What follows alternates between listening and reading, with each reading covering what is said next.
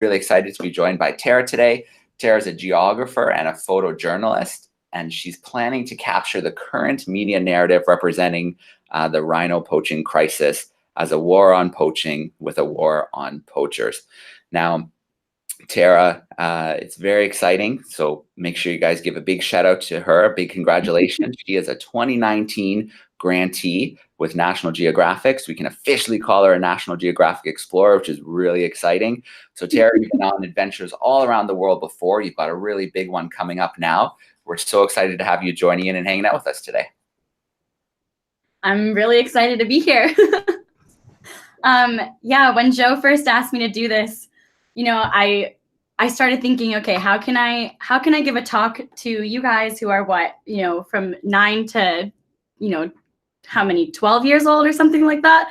And I started thinking what I was doing when I was that age. And I knew that I was someone who loved elephants, loved wildlife, but had no clue how that would end up impacting my job at all. And so before I start talking to you guys, I want to let you know I kind of have this dual identity going on at the moment.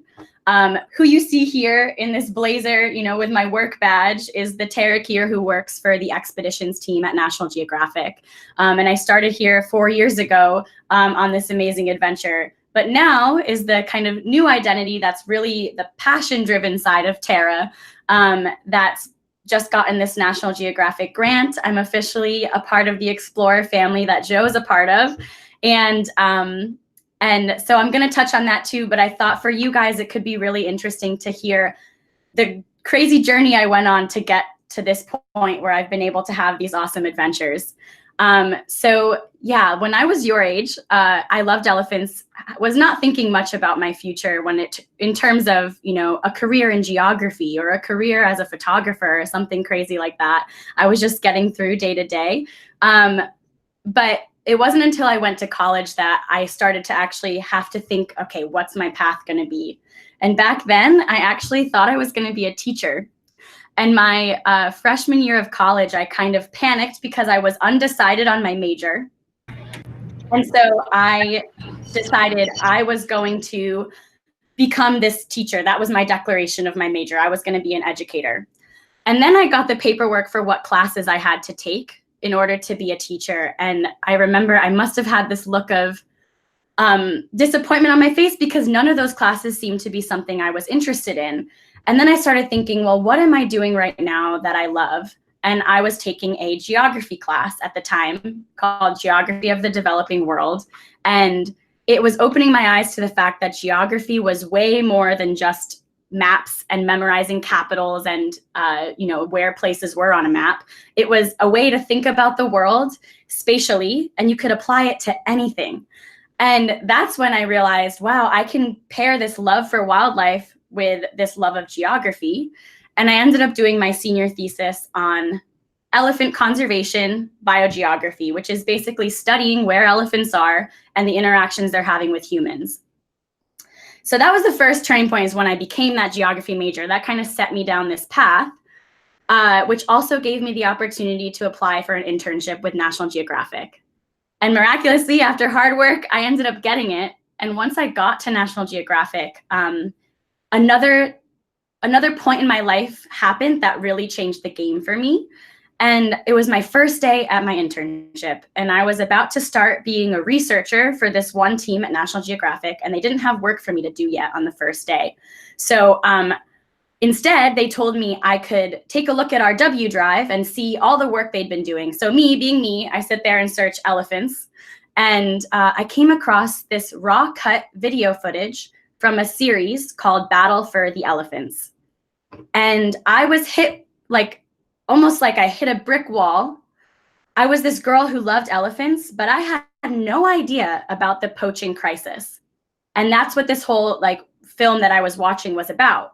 And I'm not sure how familiar you all are with the poaching crisis right now in Africa, but what's happening is elephants and rhinos are being killed every day for their ivory tusks or for their horn, in the case of rhinos. And they're being sold on the black market and bought by people in communities where that commodity, which, you know, the horn or the ivory, is seen as a status symbol or is is thought to have had some medicinal value when science has never been able to prove that. They've actually been able to prove that false. So what's happening is a lot of rhino and a lot of elephants are dying. And that day I realized I could no longer be this girl who loved elephants and loved wildlife, but didn't actually understand what was this biggest threat that was facing them and, driving them towards extinction. So I set all my Google alerts for wildlife crime, illegal wildlife trafficking, ivory trade, rhino horn. And from that day forward, I found this like passion behind, that love of wildlife had become like a mission I had. And that's the first time I heard about National Geographic's grant program as well during that internship. And I knew they had a program where young explorers could apply for a grant while they were between the ages of 18 and 25. And I told myself when I was 22 years old, I said, you've got 3 years, Tara. You're going to write a grant proposal. It's going to be about wildlife crime. You don't know exactly what the story is yet, but that's the first time I told myself, you're going to do this. And it's crazy now that it's 4 years later and that's happened. But before I go down that path of how I got that grant, there's a lot of things about the job I have on the expeditions team that has led me to the grant process as well. And I think it'll be a fun adventure to take you on, kind of like a series of these great adventures I've gone on with this actual team at National Geographic. So my day job, for you guys to understand, I'm on a team called Expeditions. And what we do is we work with our explorers all over the world to put trips together that people can go on and be alongside an explorer learning about that place, like in those locations where that explorer has done work. So for my job, I've had this amazing opportunity to travel because we need to do inspections and we need to make sure the trips are going to run well and interact with our experts out in the field. So I'm going to have you stop looking at my face at this point and get you to see some interesting photos. So I'm going to share my screen right now so you can have something more fun to look at than me. Let me get this presentation up. So my job has taken me to crazy places. This is one of my most recent places I've been, which is Patagonia. And I was there for an inspection. And I'm sure I have tons and tons of stories about these photos. And if you guys in the questions part have any desire to hear about them, please let me know. But I'm not going to spend too much time on each of these photos. But this is in Torres del Paine National Park, which is in the southern part of Chile. And we hiked, 21.5 kilometers all the way up to this base of the 3 towers, which is one of probably the most epic hikes I've done in my life. We also went to a place called El Chalten, which had this amazing view from Mirador de los Cóndores. So you can see this condor flying high up in the sky. This is me in front of this Lago Sucio, which in Spanish means dirty lake. And you can probably see from the photo, it's anything but dirty. This is like beautiful, pristine, the bluest glacial water I've ever seen in my life. We also saw the Perito Moreno Glacier, where people actually trek across that ice. And this glacier itself is the size of an entire city, like the city of Buenos Aires. I don't know if you're familiar with it. It's in Argentina, very close to where the glacier is. And that's how large this massive piece of ice is. But more importantly than this trip, I'll cover one more trip as well. Another place that work has brought me is the Galapagos Islands. Probably one of the coolest places to go for any wildlife lover because you just get so close to wildlife, like this albatross here with a wingspan of over 12 feet. I had an amazing time, really honing in on my photography skills on those trips because I needed to be taking photographs for my job to be able to use in our materials. Got to spend time with the Galapagos giant tortoises and hear about their amazing conservation story on the island of Santa Cruz. And got to spend a lot of time in the water with amazing, charismatic sea lions, swimming right up to my camera and just doing a flip, blowing bubbles in my face. Pretty amazing stuff. But what was the most influential trip I'd been on for my job was when work took me to Africa. And I fell in love with a place I already knew I loved. This is a picture of me in Lake Manyara National Park, which is the first place I ever saw African elephants in the wild, ever. And yes, it was a teary moment for me. I was just overwhelmed with just how incredible these creatures are in person. And I, again, was taking photographs for work, for us to be able to use in materials. But also this, I just found this overwhelming desire that I needed to come back. I fell in love with hyenas. Hyenas get a bad rep. We think of them as, these cackling, problem causers in the Serengeti. But in reality, they're just so charming. And one of the sounds I've come to love and miss the most from Africa is the sound of a hyena at night. And, they actually don't laugh as much as you think, but they make this crazy noise. And imagine being in a tent in the Serengeti and hearing this sound going, ooh, ooh, as it passes your tent. And it's actually a hyena calling out to the rest of its pack right by your tent. And it's just this eerie, amazing feeling. So safe to say I fell in love with Africa, African wild dogs, everything that Africa had to show me. And I made a promise to myself that I was going to try to get back to Africa every year since then. And crazily enough, I've actually been able to do that with some good fortune. But this photo right here is the first time I saw a rhino in the wild. The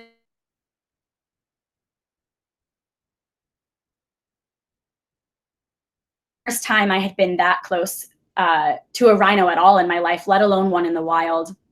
But what this next photo shows is, one, I realized the power of a photo and also the power of a moment, because all of these safari vehicles were, I took this photo right here. And I looked around, and these were basically all the cars that were in this crater, this Ngorongoro crater conservation area. And they had all come to see this rhino. And it was silent. And when I looked around and saw all these cars, I realized that every person in those vehicles was having their own personal connection with that rhino. And it was so magical to see people seeing the value of a wild rhino alive rather than dead with its horn on the black market. And it was just a very, very powerful moment to me, because working in the field of wildlife crime, you see that destruction of beautiful species every day. And it was amazing to see, the connection people can build with wildlife and how that might last throughout their lives. It certainly did for me. So I planned a trip to go back to Africa. I'd promised myself I would. And my boss was great and was generous enough to let me take all my vacation time at once, so basically a full month, and go back to Africa, this time to South Africa. And I had a very different experience. It was not this magical wildlife experience. I had planned a trip to be a preliminary research trip for my grant. I knew I wanted to focus on the rhino poaching crisis in South Africa. And so I planned a trip.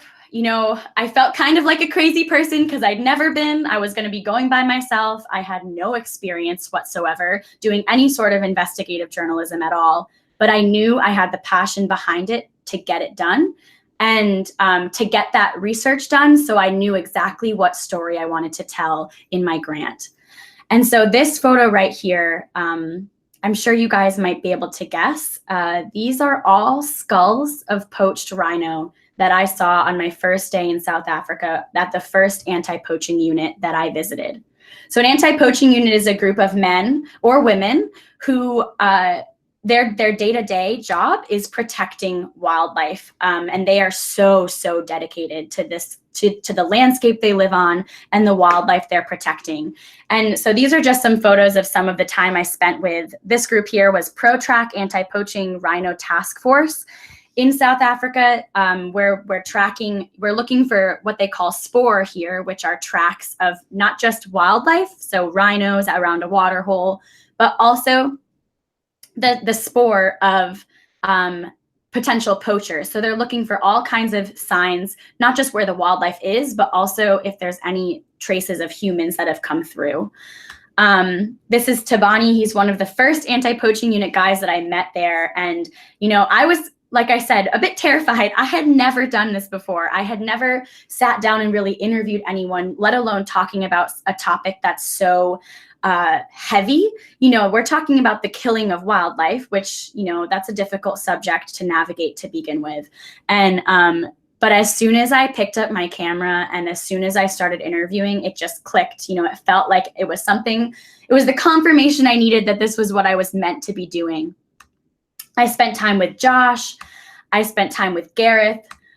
These guys are out in the bush, so in the middle of the wild in Africa, protecting wildlife in these amazing conditions where they're just alongside wildlife all the time. And you can really, it really just radiates from them how much they feel connected to that environment and love it. I got introduced to snare poaching. All of these coils you can see are wire snares that are used to trap wildlife so that people can collect their meat and sell it illegally. I had to put an elephant photo in here because this was the one real experience I had with wildlife in my face on this trip, on a night patrol with these guys. I also visited the Black Mambas, which is an entirely different type of anti-poaching unit. So when I went on this trip, I knew there were a lot of different stories to hear. So I picked anti-poaching units that were really, really different from one another, so I could get the whole range of the story, because I needed to know, how are these individuals interacting with the situation on the ground before I can come back and figure out what story they want to be told, what story we're missing here. And so these are 3 women who are part of the Black Mambas in the same area in South Africa. And they actually work with the guys from ProTrack. And what their job is to be community leaders. And also they patrol these reserves. But what they're doing is actually being a deterrent. They're not carrying weapons at all. They're having a presence on the landscape so that poachers know that they're there and are less likely to try and come onto the land and poach wildlife. And they're doing an incredible job with it. This is me. You have proof that I was there with some of the women that I spent a lot of time with. This is a photo when we're walking along doing a fence patrol, an early morning into late afternoon. I also spent time, this photo with the truck in it is actually at the start of a night patrol where we're out there, keeping an eye out for poaching or any potential breaches in the fence line at night. And this is what that looked like. At times we would get out of the vehicle and go and track spoor and see, if that was actually a threat to the reserve that we were on. So I really was getting a taste of what it was like for the day-to-day work that these anti-poaching unit members were doing. But next, I got to see a group that was called Canine Conservation, which really had a focus on using dogs to track poachers. And that was just probably one of my favorite moments because I was surrounded by dogs at all times. They would use Belgian Malinois, Rottweilers, and different coon dogs to be able to train them for different purposes, whether it was as attack dogs or, sniffing out rhinos and potential poachers. But this is one of the pups that in the background, Peter Wern, who's the man who runs the organization that I was with on Makalali, I just love this photo because just such a sweet face right there. But he does such an incredible job, protecting wildlife. You would never really expect that from dogs, but it's amazing that we're able to, use our furry friends to help save other wildlife at the same time. We went tracking rhinos in the morning. This is a guy using using telemetry to track the rhino to see where it is on the property so we could go check it out. We found him, and we also found another pair of white rhino who was a mother and a calf, which was really, really exciting.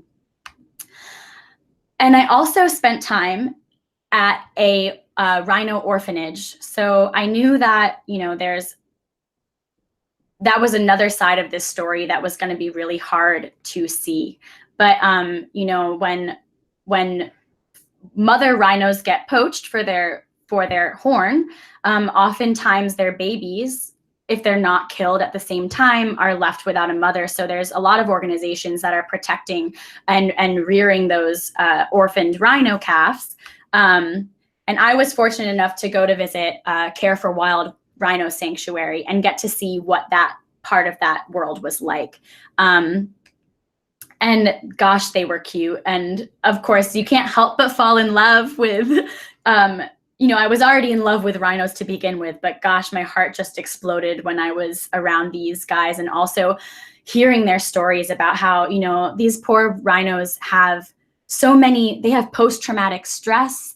They're really dealing with a lot of emotional baggage from when they lost their mothers. And it's amazing to see an organization spending time making sure that they're going to grow up and be able to live a healthy life and ideally get re-released into the wild. But my trip took a very different turn with the last anti-poaching unit that I was with, called Tactical Training Academy.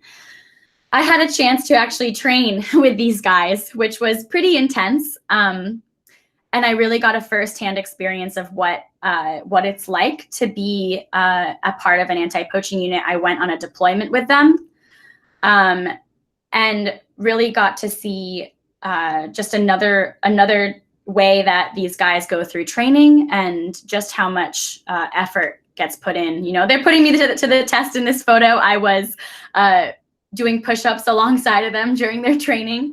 I spent time out on the range with them because these guys, most anti-poaching units, aside from the black Mambas, which were all women that I spoke about, they have to be out there and armed in case anything happens, any exchange between them and a poacher happens, they have to be ready. I went out running through the African bush after a tracking dog when they were doing an exercise on tracking down a poacher and attacking that poacher to make sure that they could get him for an arrest, which was really amazing. Also, I felt like my lungs were going to burst the whole time as I was trying to run and take photos. And these are those same men, but in their day clothes as we're, gearing up and getting all the things ready for their overnight deployment. And also tracking white rhino on foot. We were this close to these two beautiful white rhino. And this was a really different experience from that first photo of white rhino, or of a black rhino that I showed you. Because here I'm on foot, right? And you realize how easy it is to get so close to these animals without them being afraid. And when I was in that moment, sharing this beautiful moment with these two rhinos, able to hear them breathe, every movement. I could hear when their skin rubbed together when they bumped into one another.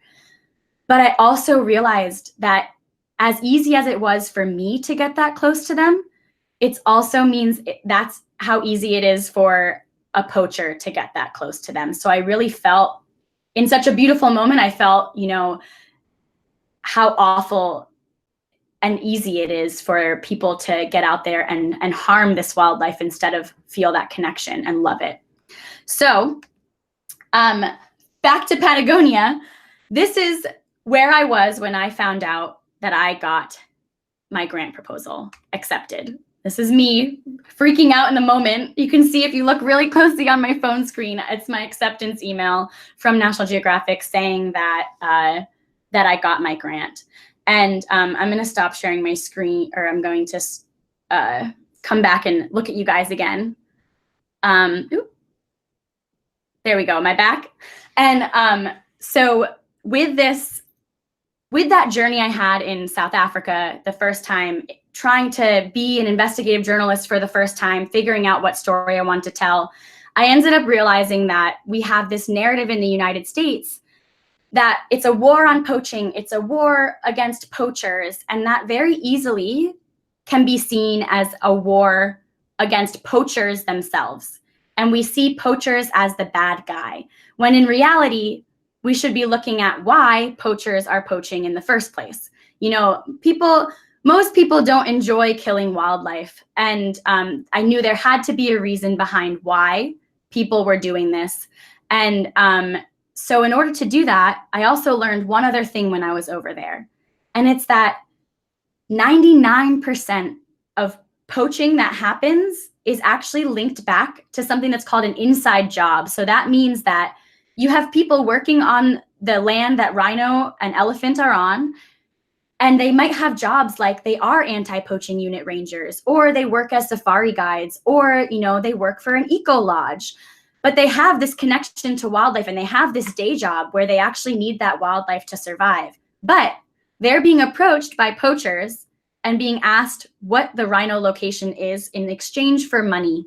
And because they need money that badly, they are saying, yes, I'll tell you. They're giving the information, and they're helping poachers kill wildlife.